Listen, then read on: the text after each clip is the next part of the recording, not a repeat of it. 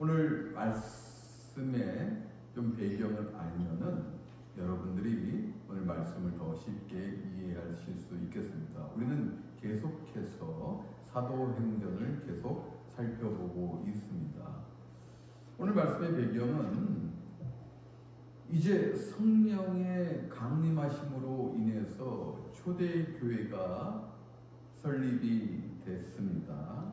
복음이 강력하게 선포됨과 동시에 교회가 폭발적으로 성장하는 것을 우리는 봤습니다.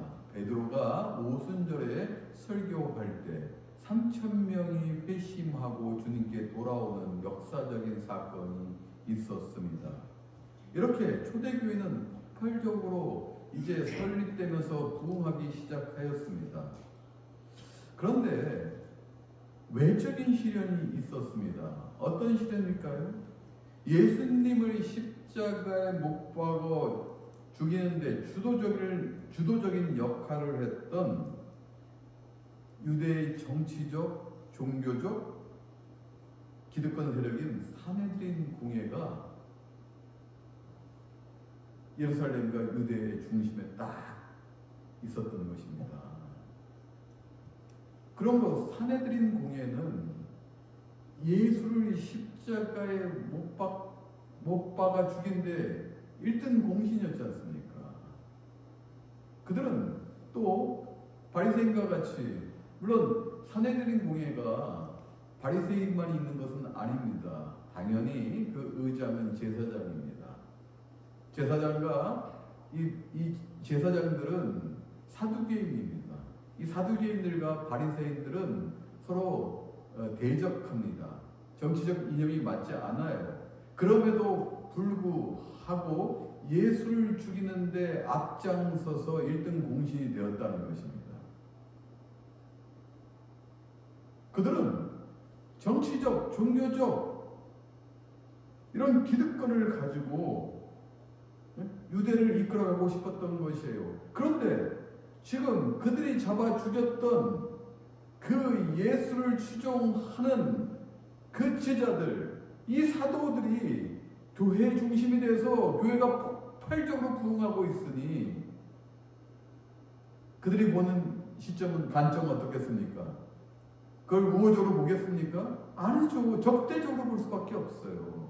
그러므로 교회와 지금 정치적, 종교적 기득권 세력인 사내들인 공회와는 긴장 관계가 형성될 수밖에 없어요. 이런 배경을 여러분들이 이해하신다면 오늘 말씀을 여러분들이 더 이해하실 수가 있습니다. 오늘 본문 말씀 보게 되면은 제9시 기도 시간에 여러분들은 유대인들은 하루에 3번 기도합니다. 3시, 6시, 9시예요. 이 3시는 우리 시간으로 양력으로 오전 9시, 6시는 당연히 12시, 9시는 오후 3시예요. 경건한 유대인들은 하루에 3번 기도하기 위해서 예루살렘에 있다면 성전으로 갑니다. 만약에 예루살렘에 있지 않으면 각자의 거처에서 하루에 3번 기도합니다. 당연히 지금 베드로는 초대교회의 수장으로서 지금 예루살렘 교회를 이끌고 있습니다. 그러므로 경건한 유대인 출신의 베드로 사도도 그 유대인의 전통에 맞게 오후 3시에 성전으로 기도하러 가고 있었던 거예요. 그런데 이게 쉬운 일이 아니에요. 여러분, 제가 서두에도 말씀드렸지 않습니까?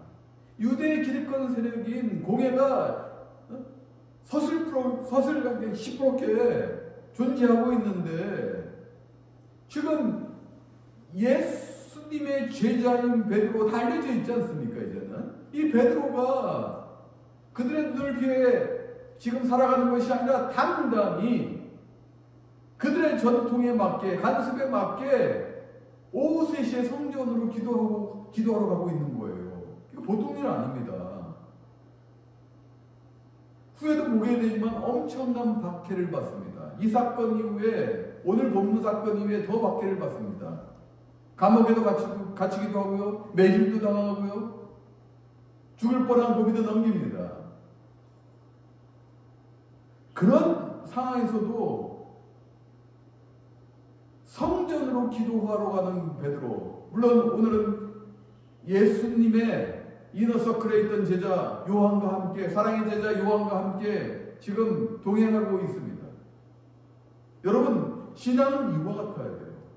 좌로나 우로나 눈치 보시면 안 돼요. 치우치시면 안 돼요. 중심을 보시는 그 하나님을 믿고 나아가야 됩니다. 어떠한 상황에서도, 어떠한 환경과 역경이 있을지라도, 고난이 있을지라도 중심을 보시는 그 하나님을 믿고 따라가는 것이 진짜 믿음입니다. 이것이, 이 믿음이 신앙의 연료가 되는 거예요. 오늘 그러므로 이제 베드로와 요한 사도는 그 시간에 맞춰서 성전으로, 성령에 이끌려서 감동으로 이제 갑니다. 그런데요, 가고 있는데 성전의 메인 엔트런스는 미문입니다. 동편이 있어요. 미문은 당연히 아름다운 분이 미문이죠. 그런데 이제 주석가들이 주석가들이 보는 보편적인 견해로는 니카노라는 이제 이름의 문이라고 하고요. 그리고 이 문을 이제 만든 뭐라고 해야 돼요? 그 문을 만든 그 물질은 이 고린도에서 생산되는 청동으로 만들었다고 합니다. 그 청동 위에 금과 은으로 장식된 거예요. 23m 정도 됐다고 합니다. 이중문으로 되어 있고요. 그러니까 원래 성전의 그 메인 엔트런스는 동편에 있잖아요. 그러니까 미문이 동편에 있어요. 보통 이 성전을 보시면은 그 이방인들은 경내를 못 들어가요. 그래서 이방인의 뜰이 있고 미문이 있고 그다음에 여인의 뜰이 있습니다. 그리고 이제 쭉 가면 문이 있고 또 이제 성소 지성소가 이제 성전의 중심지인 성소 지성소가 있잖아요. 이렇게 구성되어 있는 미문이에요. 그러니까 메인 엔트런스입니다. 그런데 이 미문에 날 때부터 걷지 못하는 사람이 딱 앉아 있는 거예요. 오늘 본문 말씀을 보게 되면은 날 때부터 걷지 못하는 이 사람을 위해서 동료들이 아니면은 친지나 이웃들이 이렇게 메고 와서 거기다가 앉혀놓은 거예요. 왜요? 먹고 살아야 되잖아요. 일을 하지 못하니까요. 날 때부터 걷지 못하는 사람이 어떻게 일을 합니까? 4장 22절에 보면은 나이가 40여 세라고 합니다. 그럼 날 때부터 걷지 못했으면 최소 40년 이상을 걷지 못하였다는 거예요. 40살쯤 되니까 40년쯤을 걷지 못하였다는 거예요. 불쌍한 사람입니다. 여러분 생각해 보세요. 날 때부터 걷지 못했다면 어떤 심정이었을까요? 여러분은 신체가 다 건강하시니까 이해를 못할 수도 있어요. 그죠? 저도 이해하기가 쉽지가 않죠. 그런데 제가 자꾸 생각을 해보니까 처음에는 어릴 때는 모르잖아요. 이제 커가면서 본인이 정상이라고 생각할 거예요. 분명히.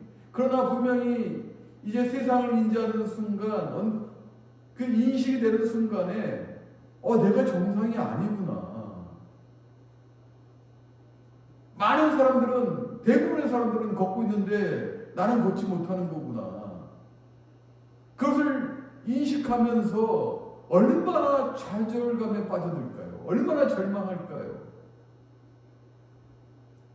본인이 정상이라고 생각했는데 이제는 인지할 수 있는 능력이 생기고 인식하게 되면서 본인이 정상이 아니라는 것을 알게 됐을 때 오는 그 상실감은 말로 표현할 수 없었을 것입니다. 그렇지 않습니까? 희망이 없는 거예요. 얼마나 살려고 노력하겠습니까? 살려고 지금 노력하니까 그나마 다른 사람들에게 도움을 받아서 지금 미문에 지금 남아있지 않습니까? 근데 이 사람에게 무슨 희망이 있어요? 이 사람의 목적은 하나밖에 없습니다. 본인의 굶주림을 해결하는 것밖에 없는 거예요. 여러분, 우리가 신앙생활을 하게 되면은 유도라는 운동을 보시게 되면은 신앙생활 하시기에 아주 적절히 잘 하실 수가 있습니다. 유도라는 그 운동을 보면은요, 유도를 본격적으로 배우기 전에요, 몇 달 동안은 낙법만을 연습합니다. 낙법이란 당연히 넘어지는 방법이에요. 어떻게 하면 더 잘 넘어질 수 있는지 그 방법을 배우는 것입니다. 만약 넘어지는 법을 잘 배우지 못해서 시합 중에 아무렇게나 넘어지게 되면 심각한 부상을 입게 되어 결국 운동조차 하지 못하게 되는 경우가 생길 수가 있습니다. 운동하시는 분들은 아마 잘 아실 거예요. 우리 신앙도 마찬가지입니다. 시련과 환난 중에 아무렇게나 넘어지면 큰 상처를 입게 됩니다. 여러분들은 신앙생활하면서 분명히 고난과 역경이 있어요. 그럴 때 잘 넘어지는 방법을 배워야 성장하며 이기는 성도가 될 수 있는 것입니다. 그런데요, 이 날 때부터 걷지 못하는 40여 년을 희망 없이 상실감 속에 좌절하며 살아갔던 이 사람은 넘어지는 방법도 알 수가 없었던 거예요. 잘 넘어져야 일어나는데 그 방법도 느낄 수 없었을 것입니다. 그 방법도 모를 것이에요. 그냥 하루하루 굶주린 배를 채우기 위해서 구걸하며 살아가는 그 인생, 어떻게 설명할 방법이 없어요. 이런 사람이 지금 미문 앞에 앉아 있는 것입니다. 처절한 상황이에요. 그런데 베드로와 요한이 이제 성전에 들어갈 때 구걸하는 이 사람을 봤어요.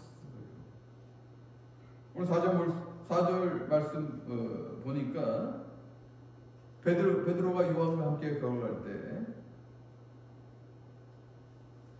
주목하여 이르되, 이 사람을 주목하여 보면서 말하기를 우리를 보라. 우리를 보라. 그 많은 사람들이 외면하며 지나갔을 거 아니에요. 그죠? 성전에 들어갈 때 많은 사람들이 외면하든지 구걸하는 그 사람에게 이렇게 돈을 이렇게 주든지 하고 그냥 지나갔을 것인데, 베드로는 그렇게 하지 않고 주목하여 그 사람을 뚜렷이 보면서 우리를 보라라고 이야기합니다. 이 베드로 사도는 성령의 충만함으로 인해서 지금 이 시간이 하나님의 영광을 나타낼 수 있는 시간, 하나님께 영광 돌릴 수 있는 순간이라는 것을 영적으로 포착하였습니다. 여러분, 이 사람은요, 태어날 때부터 지금 고통 가운데 태어났어요. 육적으로 고통 가운데 있지만은 심리적으로도 희망 없이 좌절감과 상실감 속에 살아갔지만 이 사회적으로도 버림받습니다. 사람들의 인식은 태어날 때부터 저런 장애를 갖고 있다면 분명히 죄가 있어서 하나님께서 심판하신다고 그 사람들은 그 당시에 간섭으로 믿고 있었어요. 완전히 버림받은 사람, 육적으로도요, 영적으로도요, 정신적으로도요, 사회적으로도 종교적으로 버림받은 이 사람을 지금 베드로는 다른 사람과 달리 주목하여 보면서 나를 보라, 우리를 보라. 이제는 하나님의 영광을 나타내기 위해서 표적을 일으킬 때를 베드로는 순간적으로 인지하였던 것입니다. 이게 성령의 역사이십니다.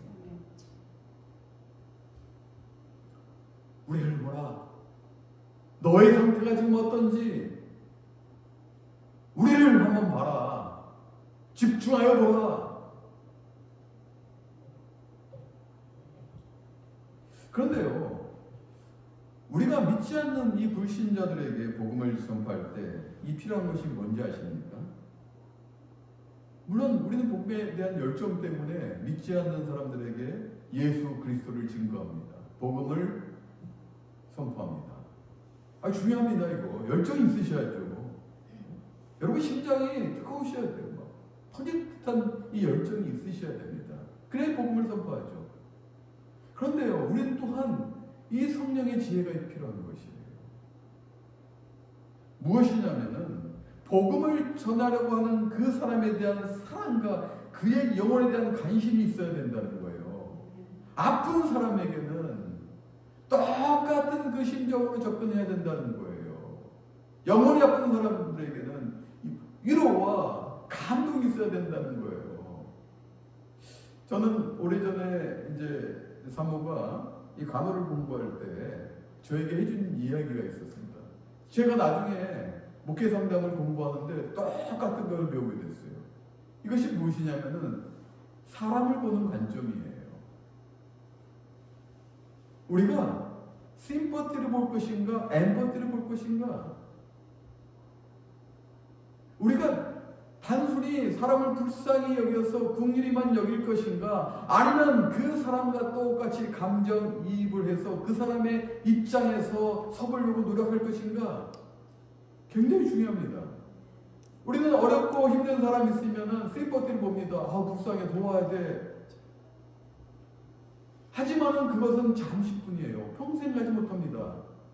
그러나 그 어렵고 힘든 사람의 입장에 서서 그 사람의 엠퍼티를 보려고 한다면 그 사람을 똑같은 선상에서 그 사람의 정신과 영혼에서 똑같은 상태로 보는 것이 필요하다는 것이에요. 이럴 때 복음에 대한 이 받아들이는 것이 더 수월합니다. 이것이 지혜입니다. 오늘 베드로 사도는 이 사람을 불쌍히 여겼을 것입니다만은, 그러나 분명히 하나님께서 목적과 뜻이 있어서 이 사람을 만나게 하고 이 사람을 바라보면서 이 사람의 입장에서 이 사람을 어떻게 세워야 될까? 우리를 주목하여 보라. 나도 너를 지금 주목하여 볼 것이니 너도 우리를 주목하여 보라.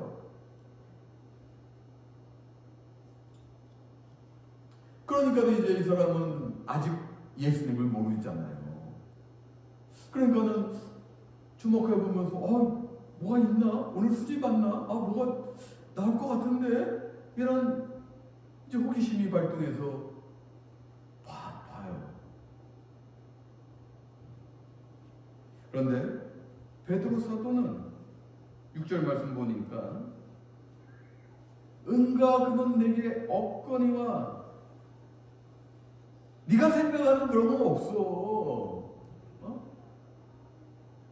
나에게 그런 건 없어. 은과 금은 없어. 그런데 나에게는 다른 사람이 갖지 못한 특별한 것이 있어.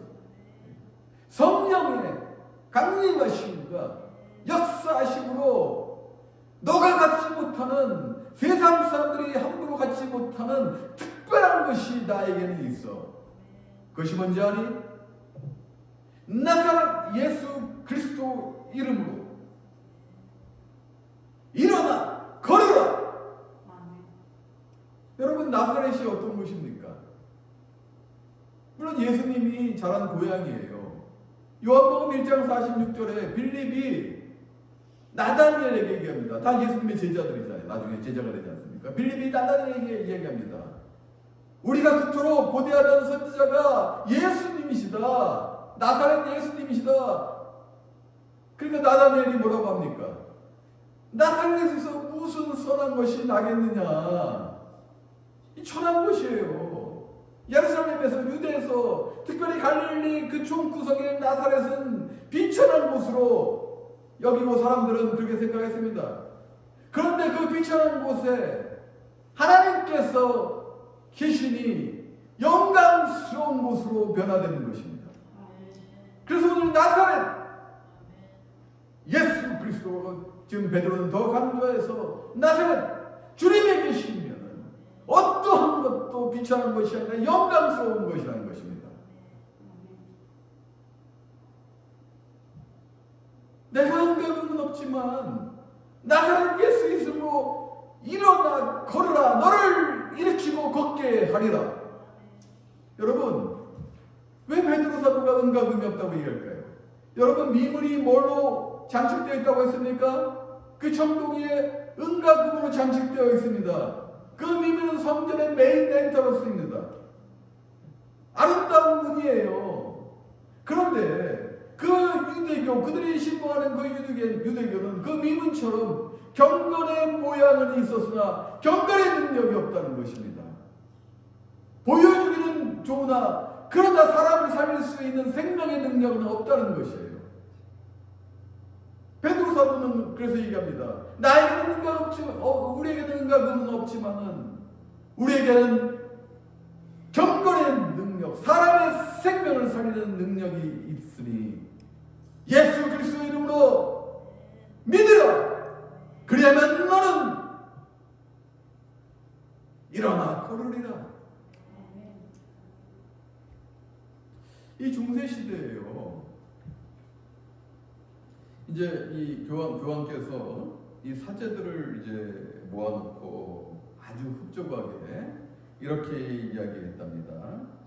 교회 창고에 재정이 넘쳐납니다. 사도들이 은과 금은 내게 없거니와 하고 말하던 시대는 지나갔습니다. 그러자 교황 옆에 있던 중세의 유명한 철학자요 신학자인 토마스 아퀴나스가 이렇게 말했다고 합니다. 그렇습니다, 폐하. 우리에게 은과 금이 넘쳐납니다. 그렇습니다, 폐하. 하지만 예수 그리스도의 이름으로 명령하는 시대는 끝났습니다. 그럼 여러분, 여러분들이 어떻게 살아야 될지, 은과 금만을 최고의 신으로 여기고 물질 만능주의에서 이 세상에서 여러분들은 똑같은 세상 사람들과 그 세태와 같이 살아가기를 원하십니까? 아니면은 이 패역한 세대에도 나사렛 예수 그리스도의 이름으로 명할 때 놀라운 역사가 일어나심을 믿고 살아가시겠습니까? 여러분들은 하나님께서 선택한 백성들이에요. 거룩히 구별된 자녀예요. 그러고 여러분들은 그리스도의 능력을 이식받을 수 있다는 것입니다. 오늘 베드로 사도와 요한 사도는 예수님이 아니세요. 그렇지만 예수님께서 약속하신 그 성령의 역사심으로 인해 놀라운 능력을 날 때부터 걷지 못하는 40여 년 된 그 병자에게 예수 그리스도의 명령으로 이야기할 때, 선포할 때 그 병자가 일어나 걸었다는 거예요. 그런데요, 그냥 일어나 걸은 것이 아니고 즉석에 뛰어서 지금 놀라운 일입니다. 이 능력이 오늘날 왜 죽어가고 있을까요? 왜 역사하지 않을까요? 우리 자아 가운데, 교회 가운데 이렇게 믿는 사람들이 많은데도 왜 이런 역사가 선교지에는 많이 일어나는데 왜 우리가 살고 있는 이 세상에는 일어나지 않을까요? 우리가 온전히 예수 그리스도의 그 능력에 의지하지 않기 때문입니다. 믿지 않기 때문에 그런 거예요. 아유, 그게 되겠어, 그게 역사 되겠어. 선교사님들이 오시면 다 그런 말씀하세요. 선교지에서 일어난 그 역사가 여기만 오면 일어나지 않는다고 그런 말씀을 많이 하십니다. 몽골에 계신 선교사님, 몽골 같은 이 지방 같은 데는 이런 그 가축이 큰 재산 아닙니까? 그러면 사람들이 이 막 병든 양을 막 갖고 온대요, 선교사님한테. 그 선교사님이 그 양에다가 그냥 안수해가지고 기도하면은 양이 펄쩍펄쩍 뛰어서 간답니다. 이런 역사가 몽골로 오신 선교사님이 오셔서 막 얘기해 주신 거예요. 근데 우리가 살고 있는 세상에는 그렇지 않아요. 왜 그럴까요? 여러분, 다시 돌아가셔야 돼요.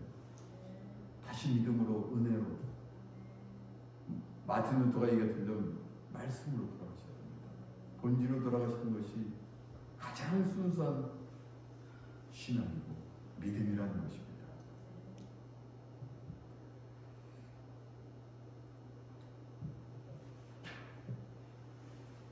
베드로 사도는 베드로전서에서 고백하기를 예수 그리스도를 믿는 성도의 신앙이 금보다 더 귀한 것이라고 했고요. 베드로전서 1장 7절에서 말씀했고, 그리스도의 구속 은혜도 은이나 금같이 없어질 것과 비교할 수 없는 값진 보배라고 이야기합니다. 오늘 날 때부터 걷지 못하는 이 사람을 일으킨 것은 은과 금이 아니에요.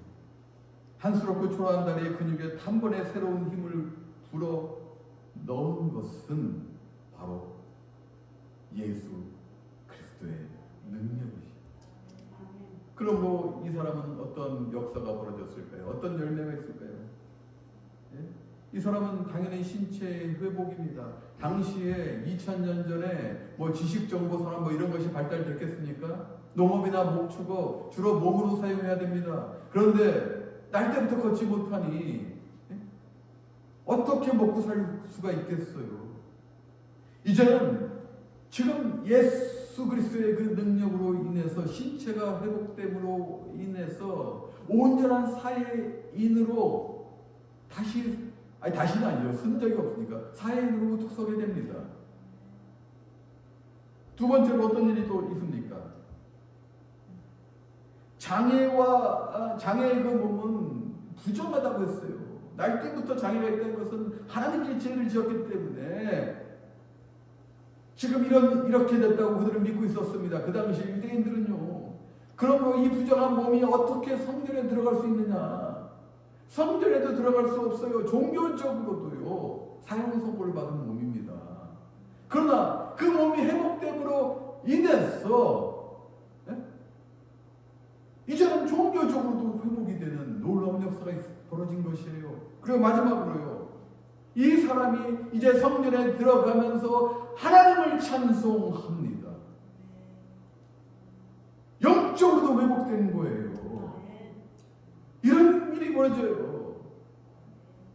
지금 사도 베드로는 나사렛 예수 그리스도의 이름으로 명할 때 이러한 열매가 벌어진 것입니다. 이건 표적이에요. 하나님의 영광을 드러내기 위해서 준비된 이 사람 앞에 예수 그리스도의 능력이 임할 때 이러한 역사가 벌어진다는 것입니다. 이제 그뿐이니까 모든 백성들이요. 그가 걷는 것과 하나님의 찬송하는 것을 보고요. 10절 말씀 보니까 심히 놀랍게 여기며 논란이라. 여기서 심히 놀랍게라는 이 뜻은 무엇이냐면요.